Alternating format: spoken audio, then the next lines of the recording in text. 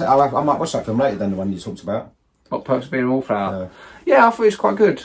It was. So how did Lily find it? It's quite an old film. It's 2012. That's not old. She likes old films, doesn't she? She likes all old 80s films. So she's come across that somehow. I think she read the book first. Who won the horror thing, by the way? It was her, wasn't it? Yeah. Fix. Just 'cause she's daughter. Yeah, but I thought it'd been a draw between you, but it was only when I was 8. I actually thought you was going to... I thought the 80s, out of the horror categories, I love the 70s, and there's some brilliant films in the 70s, but about 5, I would say, are my faves. But then you sort of lose ones after that, and whereas the 80s, I was like American Werewolf in London, you got Nightmare on Elm Street, you've got Fright Night, all that kind of stuff. Mike liked it. Mike liked the 80s. You never mentioned Vamp as well, did you? Have you seen Vamp? Yeah. I didn't like it. I didn't like her. She was really scary. I thought she was really scary in it, yeah. I should watch it again, but I watched it when I was We'll do that again, we'll do that one. I watched it when I was 8. Oh, that's probably right. You taped it over the Get Along Gang. I was watching the Get Along Gang. Get Along Gang. And also... Big scary Grace Jones. Yeah. It is Grace Jones, isn't it? Yeah. Yeah, Mike was listening to it and he thought the 70s, he thinks the 70s are the best. See, because he knows he's got taste. Hi, what? So, no, I was just going to say, I watched In My Little Cabin. I had 70s. What, Vamp?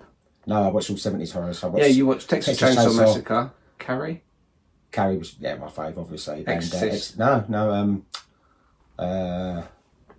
You sure you didn't watch Exorcist? No, what was it? Halloween, of course, Halloween. Halloween night. I know, it was good. If I weren't working, I would have come round. It's brilliant. I love that little. It is like proper being in the 70s. I actually fell asleep in there. When you said, I was doing a Halloween thing, I thought, why can't you do it tonight? Because on the night before, both me and Lily were here. Oh, you should have said, I could have come. No, actually, no, I was working. No, that's the reason why. Doesn't matter. That's the reason why. I didn't finish work till about 10. But no, we would have done, because we love Halloween.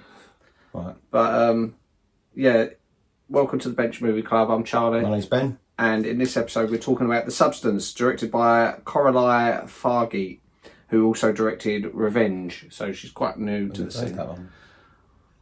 No, it's from a few years ago. Okay. Not many, but so this is The Substance, which is a weird kind of David Cronenberg type film where Demi Moore is playing an aging actress who's now sort of doing like a Jane Fonda type thing.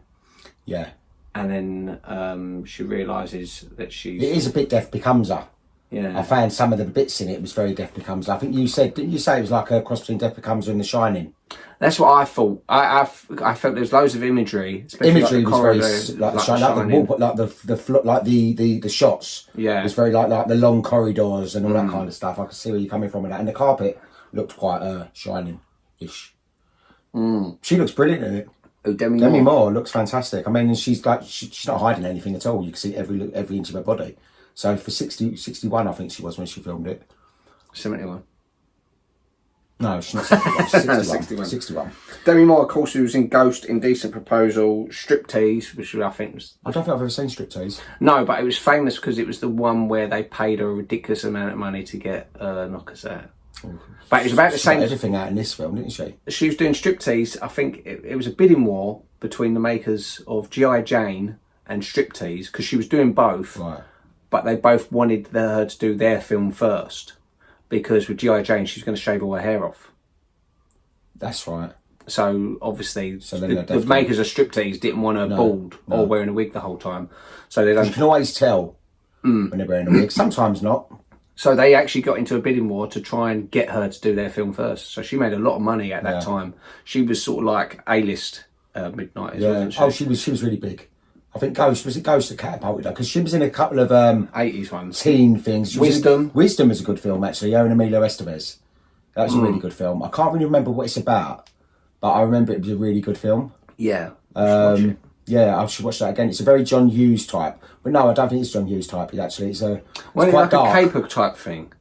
Like a caper thing, like he's on the run or something. Something like that. Something that it was like and in the end everyone's against them, like they've got nowhere to run type of thing. I remember it was a good film. I mean, I haven't seen it for years, so I don't know what it's like now. No, but it's one of those films I've been wanting to watch again. But there's so many films, like even new films, I think, I want to watch that film, this film, and it's getting the time. What was Salem's Lot like, by the way?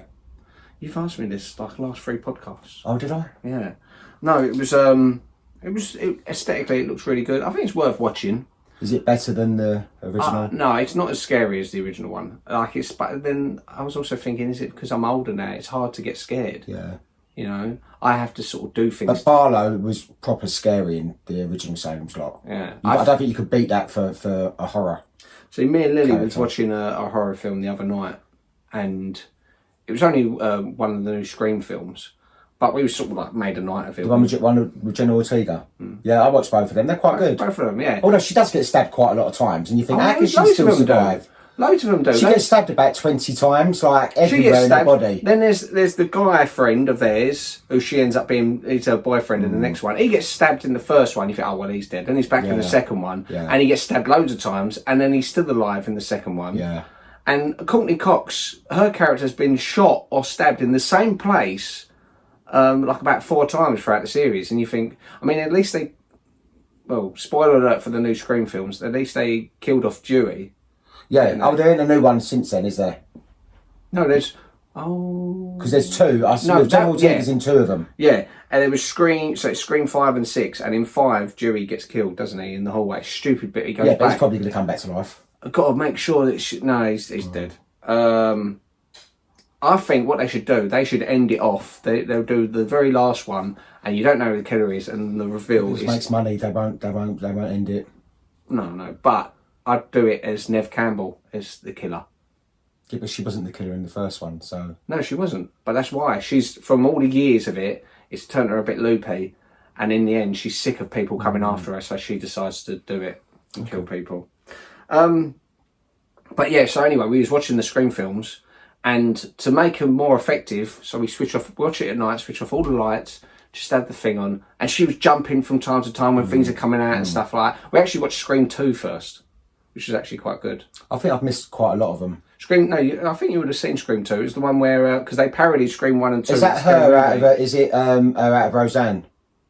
Yes. Yeah. And it's got the cinema bit, which you can't take serious because it's a scary movie.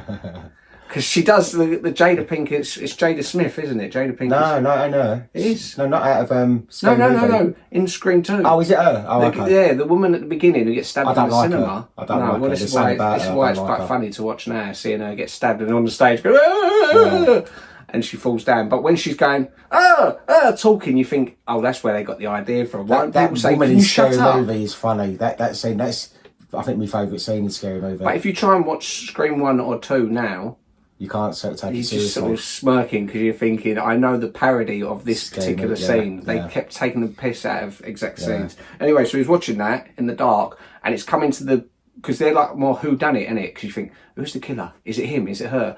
So when we was watching Scream 5, me and Lily both wrote down who we thought the killers were. And she got it right on the first one. And then on the second one, we wrote it down, and we get into the big reveal. All of a sudden, Mum comes in, starts switching the lights on. Going, Mum, what are you in the dark for? I'm watching a horror film. Mum, can you leave it? And she's just in one ear, out the other. And then starts having a conversation with me while we're getting, but it's really annoying. It's right at the climax. So now I can only watch horror films if it's, I have to set the setting. Yeah. I think it's best on your own. Well, that's what it was down there for me. I know, I was going to say, I bet it was quite scary watching Halloween. All I had on was just the telly. I didn't have no lights on in there. Was Halloween quite scary? Yeah. Because at Halloween, obviously, you know it beat for beat. Yeah. You know it so well, so it's hard to get scared by because you know when he's going to come out the cupboard. You know every little, or when he comes I know all them films.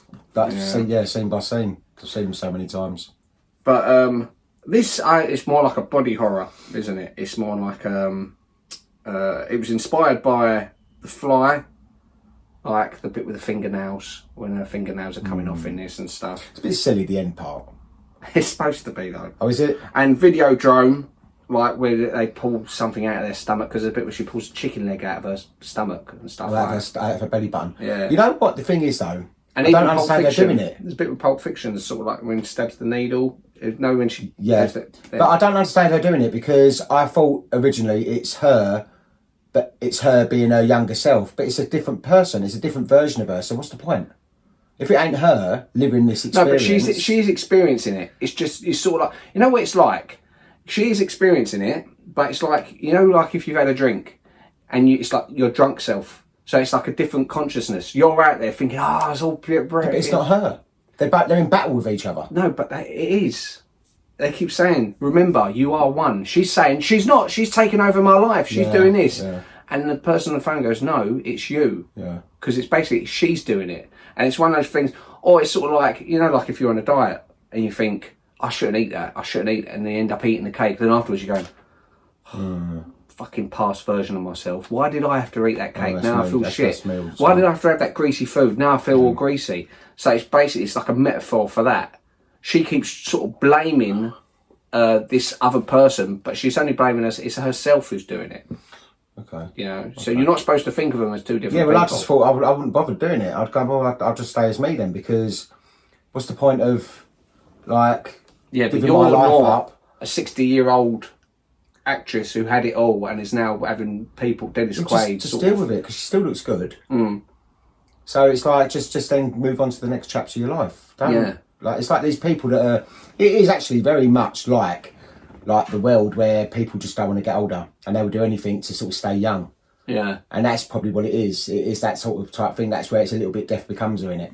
Yeah. Well, that's what made me think of it. I was when I was watching it, I was thinking, it's very uncomfortable to watch. Like, I wouldn't watch it with Mum or Lily. Well, there's a lot of nudity in it. I think there's that, and it's not. I don't think there's no sex. There's a bit of sort of it's implied sex, but it's just like it's like some of the stuff, and it's loads of close-ups of the young girl. The young girl played by Margaret Qualley, who was in Poor Things, Once Upon a Time in Hollywood, and The Nice Guys. She's about 28 or something, isn't she? Yeah, it's about 30. Yeah. And Demi Moore actually worked alongside her mother in St Elmo's Fire. Oh, okay. Do you know who her mother is? Probably by face. Andy McDowell. Oh, was her mum Andy McDowell? Yeah. Now, it's hard to sort of see it in the film, but when you see her in interviews and she's talking, especially when she's talking about her mum, she puts on it, she does an impression of her mum, you think, that's Andy McDowell's daughter. I wonder what she felt about the nudity. Well, there's a funny interview actually with her saying about, because she's done like because you see everything. There's nothing you can't hide from anything in that film, can you? She's done I think there was like 3 films came out this year which she was in, which every one of them is quite uncomfortable to watch. It's got to be weird as a parent watching your child. Well, she said to like her mum, she said, "Mum, don't go see this," and her mum's gone and seen it, and she's found out, "Why are you doing this? Why are you doing that kind of film?" And then her dad went and watched one. Oh, don't imagine that's it. As a dad or a brother. It's been a rough year for the family. All right, so we started off the year with Drive Away Dolls. I can understand. My mom came to that premiere, and she's like, "My friends can't see this movie. My sisters can't see this movie. No one can see this movie." Then this movie, The Substance, I had a nanny growing up, Julie Shelby, who's like youth group minister, super Christian. God help her, please. Bless her soul. Bless her soul. Yeah. You know, you go like even things like Titanic, like you know, I mean, it's a beautiful film, but like the bit when she's like naked, she'd be like oh, yeah, like that's, if it's someone you know. Poke me like your French girls, Jack. Yeah. And of course Dennis Quaid's in it as well. Oh, interesting thing about him, I just read. He was in The Parent Trap, Inner Space, Enemy Mine. Parent Trap is actually one of Margaret Qualley's favourite films as well. Okay. Yeah, and he was married to Meg Ryan, wasn't he? Yes. And his son, Jack Ryan, is one of the main characters in The Boys. And Scream. He's in Scream 5. He's in that's it, yeah. He's a boyfriend in that's Scream. right, yeah. He looks a bit like his dad. When you see him, you look at him, you go, yeah, you can see it's his dad. I see a trailer actually last night of a film. It looks quite interesting coming out with him and this other actress, and the trailer's sort of like a rom-com, but it's sort of like it's like all this romantic music, him lighting a candle, and then as it pours out, he's got her tied to a chair thing, and it's like I think they're both meant to be like killers in this relationship. It looks quite freaky sort of trailer. Okay. It's quite interesting. Does this Meg Ryan still act, or doesn't she act no more? No, because she was really big. Yeah, but then she hated that the image that she had, and she tried to break away from that, and then she just done went in a the. It wasn't that called that. It was In the Cut. Sorry for that. I'll bleep it. But that was when cinema suddenly said you can have sex scenes in films. Yeah, and there's an oral sex scene like close up, but it was a prosthetic apparently, because it looked like a real. Yeah, it was weird. It was early 2000s that you had. She's walking around naked in it as well. You had a bunch of films where they was having like actual sex scenes in them, and you think, is it necessary? I think they was just doing it because we're like the BBFC and the American equivalent suddenly went, yeah, you can have full sex in mainstream films now. So they thought, oh, brilliant, this will get the people in. But the problem is the films were all crap. And you had this one with Kerry Fox in it, from Shallow Grave. Yeah, and she had sex with this guy, and I remember seeing an interview, and they were saying, what does your husband think about it? She she puts his dick in her mouth, doesn't she? And that's real. Anyway, Ray Liotta was cast in this film. He was going to be Dennis Quaid's part, but he died early, so that's why he's in the credits. It says a thank you note to him, because obviously he was supposed to be the Dennis Quaid part. I can see him playing that part. Yeah. I think his last film was Cocaine Bear. I think it was the last film he'd done. Yeah, he died. 2022. But Dennis Quaid, I think, plays a good slimy person. He reminds me a lot of Vince McMahon. You wouldn't know who that is. No. WWF promoter guy who's sort of really become like a caricature, like a sort of like a Simon Cowell type, but with wrestlers. Okay. Margaret Qualley, this is interesting, revealed in interviews that her breasts in the movie are not her own. They're prosthetics, designed by French makeup artist Pierre-Olivier Persin. Unfortunately, there is no magic boob potion, so we had to glue those on. She found an incredible prosthetic team to endow me like the rack, with the rack of a lifetime, not just my lifetime. Oh, okay. So they're not real boobs. They looked like they're real boobs, didn't they? Yeah. So it's her. So I wonder if Demi Moore was as well. I mean, hers looked real. Yeah, but you don't know. Saying that, maybe hers, they might have just gone, well, there's the options there, and Demi Moore, I don't know what her boobs look like. If they are not real, maybe they're down by her knees. They did look quite real. Yeah, Demi Moore also said that she was vulnerable about filming naked, but she said because of that Margaret Qualley, she felt comfortable like doing scenes with her because they were both full naked, full nude. But obviously she had prosthetic boobs. But I don't know if Demi Moore did. I don't think she did actually. Her nipples didn't look like they looked older person. You really paid attention, didn't you? Because they're right up close in the bloody. Yeah, but I didn't pay that much attention. I just thought to myself, oh look, she's good shape. Oh, she does. No, she does look in good shape. I didn't go, they just looked like they looked real. It was her. I reckon it was her. What were her nipples like? They were a bit longer. Well, I'm baggy. Were they like wet cigarettes? Just sort of like sogging it. Yeah. It was partly inspired by Oscar Wilde's The Picture of Dorian Gray. You know that, didn't you? Dorian Gray. Yeah, it's about the painting that gets older in the attic. Yeah, and so that he can stay looking young. Yeah. But then the painting then sort of starts becoming more deformed because the more horrible that he is. Yeah, because she just starts like just destroying the other version, the Demi Moore version of herself, doesn't she? Yeah, it's like when she does that because she's with that bloke and she thinks, I'll just take a little bit. Yeah. For that little bit extra, those couple of hours, she makes her finger turn into an old woman's finger. Yeah. I'll just cut it off then. I'll just say, right, that's it. I don't want to continue because she's going to completely destroy me then. Because like she turns into the old hag. Yeah, but she does. This is the thing though, Ben. That she is experiencing it as well. It's not like she's oblivious to it, but it's sort of like an out of body experience. She gets to experience all this glitz and glamour, and people saying, "Oh, you're beautiful, you're amazing," and stuff. But then, as I said, the best I can think of it is if like you're on drugs or had a drink and you can see yourself doing these things, but it's like you feel almost powerless to sort of stop yourself. Okay. In several interviews, Demi Moore said that reading this script reminded her of the film Ghost, which is weird, because it could have been a disaster. It could have been amazing or a disaster at the same time. And so she goes, that was crucial for her to accept the role. I wouldn't put this and Ghost in the same category. Like a double bill? No. But it did remind me a lot of, as I said, like The Shining and Death Becomes Her, The Fly. A bit at the end is a little bit like Carrie, I guess, when she's sort of spraying the blood on everyone. It's like a... Yeah, that is caricature. I mean, how much blood? Really? When she's grotesque. See, that's what I'm saying. I didn't know what to make of it. I enjoyed the film. I did enjoy the film. I thought it was a good film. It was strange. It was just a very strange film. I don't know what kind of category I'd put it in. I'd say it's body horror.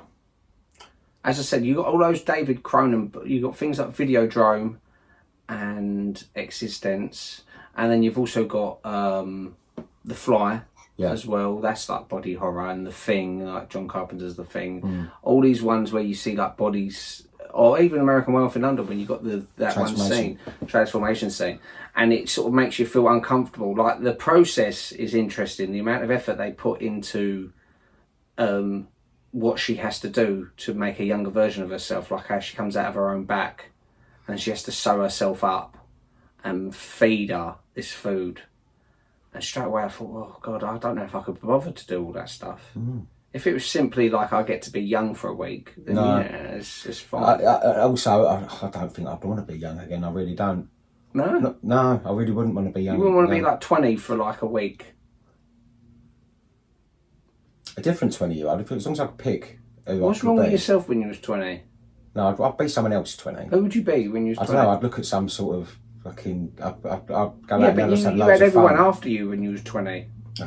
I wouldn't want to be 20 again. I had that stupid sort of widow's peak and really thin hair. That's why God done. That's why he made you bald, because of your stupid hairstyles. I was really skinny then as well. Yeah, I was too skinny. I was skinny looking. I looked better with a little bit as I got older. When I look back at videos of myself when I was in my 20s, I look quite... But young people are skinny, aren't they? Yeah. In general. Well, look at all the nieces, nephews, like little Ben and Albie. They're quite thin. They haven't filled out yet, because I think you grow up. Lily. I think you start filling out, Lily, they start filling out more. Mid-20s, I'd say. I think mid-20s you start... Yeah, it'd be weird to see them all filling out and going bald. Oh, God. I think Ralph's going to go bald. Well, it's only 3. How can you say that? Because he's got the hair. Yeah, but he's got a little face, so even if he was bald, he'd be alright. Yeah, but I'm saying his hair is exactly the way mine used to be. It's sort of like this no, bit he's got thicker here. hair than you. He's got thicker hair than you. He has charm. Honestly, when I was a kid, my hair was exactly like that. It was all thick there, and then this bit, it's almost like a set. Curse him with that. I'm not cursing him. It's not a curse. I like being bald. Okay. I enjoy it. This maintenance. Oh, yeah, I know that. This is the first body horror film ever to be permitted to screen in Vietnam, with only 1 minute and 30 seconds being cut. Oh, that's weird. Why aren't they allowed to do body horror things in Vietnam? Fuck knows. Fuck knows. It received the longest standing ovation at the 2024 Cannes Film Festival. But I think that's all stupid, that long standing. You know how long they stand and clap films at the Cannes Film Festival? Oh. It's like 18 minutes, 19 minutes. Who's got that much time in their life to stand there clapping? Even when you go to the theatre, you don't stand there clapping that amount of time. And they're there. And they've just done a live performance. The people are there who made the film. But I just think it's so... No, it's all the drama, it's all the They put them against each other. But this is the thing. I'd like to think, even if I made the best film in the world and I was at the Cannes Film Festival and people started clapping, I'd say, stop. I've got something to say. Fuck off. And just chuck them away. I would. Okay. I'd say, listen, I'm not into all this standing ovation stuff. You like the film, thank you very much. Yeah. Have you got any questions? I mean, if you was getting your film clapped, you wouldn't sit and criticise people doing it. How long would you stand there? I wouldn't stand there. I would stop clapping and I would go. No, but I'm saying I have people clapping for you. If people were clapping. Then you just walk off the stage, go thank you, see you later, bye bye. But they stand there clapping. Yeah, but you don't. You just move on the stage. They're thinking should I still clap because he's still standing there. They literally. Yeah, but that's because their egos. They clap and they look at their watch. They're clapping. Think, well, I like this more than that film I saw yesterday, and I clapped 12 minutes. So I've got to go for that's just weird 15. People, isn't it? I wouldn't do that. Demi Moore wasn't Coralie Fargeat's faggot. Is that their fault? Coralie Fargeat's first pick. During a meeting in Paris, Moore gave Fargeat a copy of her 2019 memoir and then convinced to cast her due to its depiction of her relationship with her body during the early and peak years of her film career. Because she actually put on quite a lot of weight at one point. I remember... Did she? Yeah, Demi Moore did. She looked... I remember seeing a picture of her in the sea and stuff, and she had like really... her legs were big and like really cellulite looking, and then she went and she done an amazing job. I think she had surgery, but she also obviously worked out a lot. and then she sort of went back. She obviously, you have to maintain that kind of weight. You wouldn't be able to eat a lot, basically. So she's got, obviously, she can't, I don't see her being the type to pig out. She has to work out a lot to keep her figure. Yeah.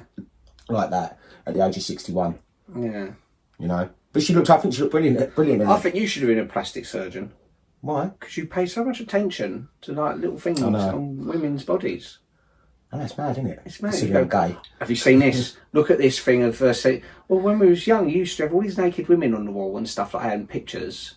Page 3 girls. Me and George used to sneak in there and go, oh, look at that. I know, I used to get Nan to bring the newspapers from the cafe, and I used to cut the Page 3 girls out and stick them on my wall. And you had that erotica book, Madonna. Yeah, but I love Madonna. So that's gay. That's the gay thing, isn't it? It's like I used to look at that a lot. Well, Mum, yeah, because you used to say not to, but obviously if you weren't there, like I know George used to as well, and it was the silver foil that it was in. You could see it was all ripped to shreds because the amount of times it had a spine of yeah, because I opened it carefully. But you had that spine thing, yeah, and it would go rip it, and you go, and there's one of her in a basketball court and stuff like that. And you think, oh, look at that boobies. But then you didn't have pong when you was younger. No. But yeah, no, I did enjoy this film. Did you enjoy the film? No, I hated it. That's why I made you watch it. No, I liked the film because I thought it was weird, and there was another film that Margaret Qualley was in called Poor Things. Now, do you remember that? It came out last year. I don't think you watched it because I advised you not to. And it was the one that Emma Stone won Best Actress for. Oh, it was an Oscar film. Yeah. So we reviewed that in the Oscars, did we? Yeah. And you slagged it. I didn't. It weren't for me. And there was. I weren't a fan of any of the Oscar ones. It reminded me a bit of that, but I didn't like. The thing is, I didn't like Poor Things, but I liked this. And I think I. It's a good film. I like this because it wasn't. I didn't find it as sort of pretentious as what Poor Things was. You know, it's probably quite liberating as well for an actress like Demi Moore to do this film because, like, to sort of show she's still relevant and she's comfortable in her own skin and she looks great. But she's playing someone not comfortable in her own skin. But as she said to that woman, that's why she wanted to play the role, because she has dealt with them body insecurities throughout her career. So for her to play this, it's her like sort of tackling her demons. And she had surgery then? I think she's had lots of surgery, but she's had good surgery. So if she has, she looks fantastic because, I mean, I'm assuming, I don't know, but if she has, she looks so good. Like she would look 61. I don't know, maybe. But you know who I think, who I always think she looks a bit like, who I don't think has had as good a surgery, is Courtney Cox. No, but she's calmed down now because she went really mad with it. And she started looking terrible, but then I think Jennifer Aniston said to her, like, calm down a bit. What episode was that? The one with all the plastic surgery? Yeah, they don't have the surgery. No. No. But she started looking scary, but she doesn't look so bad now. The thing is, I think with Courtney Cox, she's quite thin. And I think it sort of shows more on your face when you're thinner. Whereas if you're fatter, you've got more sort of fat to sort of plump you out. I can only base it on, I'm not sort of as attentive as what you clearly are with like women and their bodies changing. So I'm not critical. I'm not saying you're, but I'm saying you're attentive. You pay attention. You go, oh, have you noticed this person's changed? Or have you noticed her new haircut? Whatever. I'm saying, I've been watching Friends with Lily, and then all of a sudden I watched the new Scream films, and with Courtney Cox, and I thought, she's had surgery. I can tell by her face. Her face doesn't look. But it might just be Botox and fillers, because that's what a lot of I think it probably was, especially for the film. But when you looked at David Arquette, he'd let himself age. Normally, he had like a grey beard and sort of grey hair and stuff, and he looked normal. You know, he looked good for his age. It's just the world we're living in now. Everyone's having stuff done. I think everyone is so insecure in themselves. I think that it's like I think social media does it to people. Because everyone's sort of like, look at me, I'm so fantastic. But all these people that are saying that, they're not happy. Otherwise, they wouldn't have to be posting their lives on the bloody thing every day. You know, like they're not going, oh, look at my fantastic life. They wouldn't be doing that if they was living such a fantastic life, because they wouldn't have time to do all that.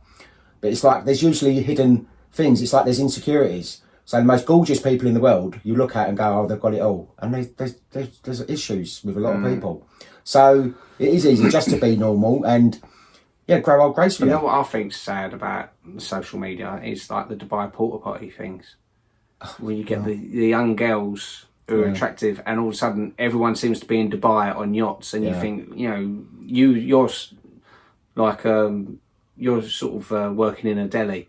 You don't make this kind of money that you can afford a holiday, which I can't afford. I know when you told me about that, and I was like, I thought it was disgusting. So these young girls, and you know, you can understand in a way, some like rich guy from the Middle East says, "Come out to people Dubai, just haven't got no, and I'll give you 10 grand, but you have to let me poo on you." Yeah, so people have got very low self-esteem now. I think a lot of people have. Well, they justify. Mean, we've all got our demons. We've all got our issues. Well, they think that as if everyone's got their price, but I'd like to honestly think I don't have my. There isn't a price for me. Oh no, I wouldn't let someone do that to me. No, but I have done. Not that I've done anything like that, but I have done things that I think, oh, for fuck's sake, that's usually under the influence of. You can save that for your other alcohol. Did you want to promote your other podcast? Yeah, I'm doing a podcast coming out soon with one of my best mates, Tony, and it's going to be actually named the Good Old Gays. So that'll be coming out soon. So, right, yeah. It's really quite good. Good Old Gays. We'll be talking about everything. Everything gay related. Yeah, but also about life in general, and also how our experiences basically about being gay. Like his experiences, my experiences. Also getting to know a lot about each other, so it'll be quite interesting. So. Oh, you've known him for a while anyway. Yeah, 30 years. We've been friends. Wow. And we've never slept with each other. So it's unusual on the gay scene.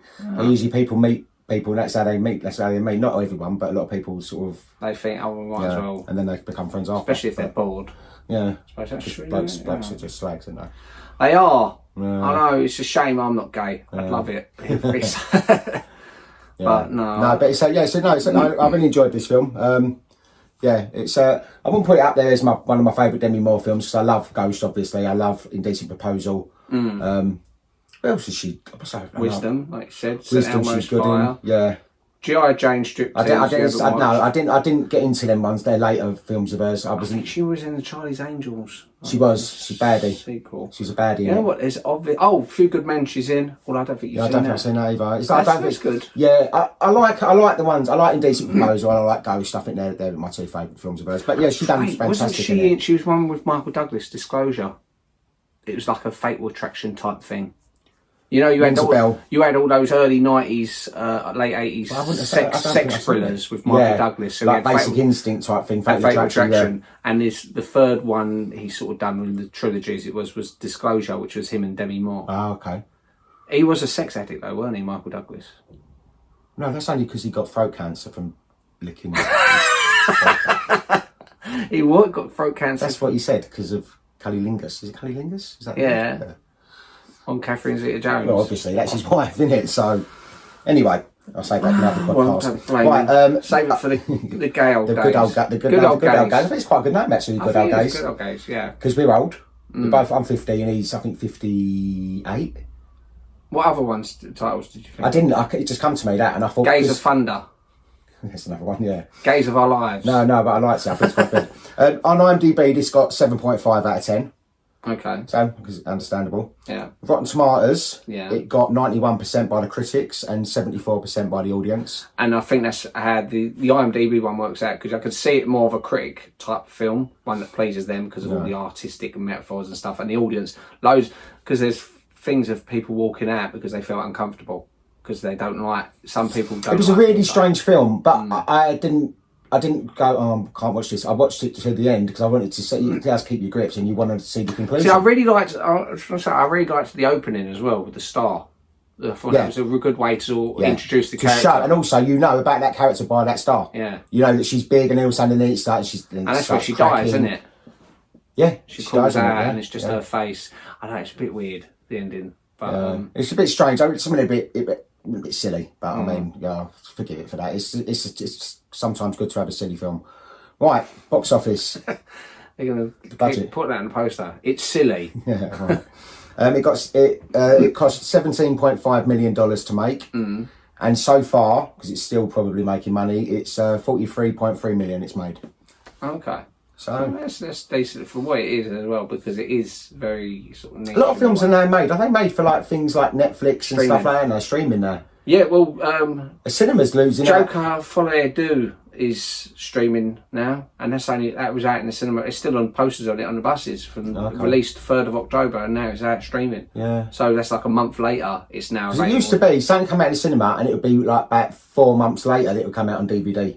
Yeah. Now it's sort of almost a couple of weeks. Yeah, no, yeah, it used to be. It used to come out in America first. It would come out in America, then about 3 months later it would come out here, Yeah. and then about 6 months later, at least, if you're lucky, it would come out on video, unless it was really successful. I thought it would come out on DVD and video at the same time. I always felt it was like No, it would have been on the same thing. They wouldn't have. No, that's what I'm saying. Like, yeah, DVD and video at the same time. Yeah. But I'm saying like it would come out on home release like 6 to 9 months later. So you won't watch Jurassic Park and you think, oh, I've got to wait till next year for it to on video, and then it wouldn't come out on TV or Sky for like another 2 years.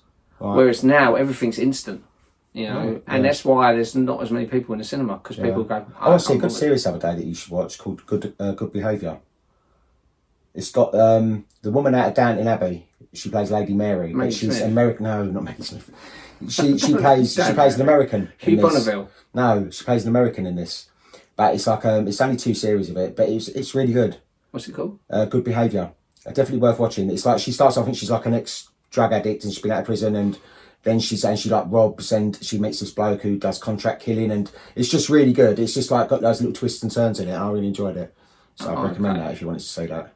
You should talk about TV series on Good Old Gays. Oh, right. No, I'm just saying. Just saying. It's not a gay thing though. Good old that. Yeah, but this ain't a TV thing. Yeah, but people that obviously like film, this probably will probably like that more. Possibly. Than on my. Have you seen the new Joker? No, I've not heard good about it though. But then again, I like to make my own mind up because I heard that about Beetlejuice, and I actually quite like Beetlejuice. I thought it was quite good. Yeah. Well, this is the thing. I started watching Joker today, and I don't mind it so far. I'm only about 20 minutes in, and Lady Gaga, isn't it? Lady Gaga's in it. She's quite good, isn't she, as an actress? Yeah, she's doing a lot more acting now, I think. But see, I think the thing is why those people don't like Joker for what they do is because you got to think the people who go see it are superhero fans. Right. And like they got on board with I enjoyed the first Joker. I thought it was because it's very much like Taxi Driver. Yeah. You know, brilliant. This one isn't anything like that one. Right. But it's also not like a typical sort of superhero film. Oh, okay. So you just got to watch it and think, if you're open-minded to something that's a bit offbeat, off kilter, I don't mind it so far. Okay. I've got up to about 20 minutes in. Cool. But yeah. So, have you picked a film? Right, for next week, I have chosen Sliding Doors.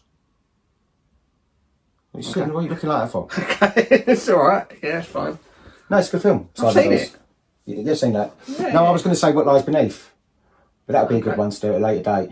Because I've never seen that. Sliding Doors is a good film. No, it's a good film. I like the idea of if she caught the train, her life would have gone that way, and if she hadn't, it goes that way. And that's not a spoiler because that's basically what at the start of the film. We should do 2 podcasts and we'll have to show them at the same time. Cut between one where I turn up and one where I don't. Yeah, that's just going to be fun, sitting there for a cup of tea. I should be sitting there for the hour. Yeah, okay. Yeah. All right then. Well, listen. Thanks for listening to us waffle on a load of shit as usual. Yeah. And yeah, please like, subscribe, and share. And I'm going to edit it so you only say share once. No. All right then. Have a good day. What are you moving forward for? There's bloody sun's in my face. Right, okay. Right. Thanks again, and we will catch up with you soon. See you later. Bye bye. Bye bye.